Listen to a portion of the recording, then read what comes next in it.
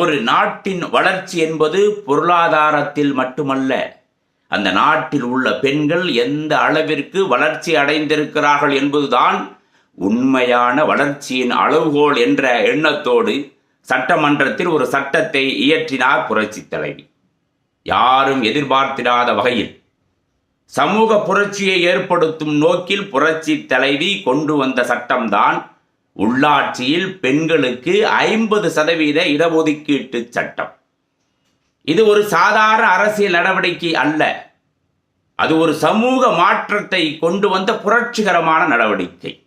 இன்று உள்ளாட்சியில் வார்டு உறுப்பினர் முதல் மேயர்கள் வரை ஆண்களுக்கு நிகராக பெண்கள் பதவியை அலங்கரிக்கிறார்கள் என்றால் அதற்காக விதை போட்டு நீர் வார்த்தது நம் புரட்சி தலைவி அம்மாதான்.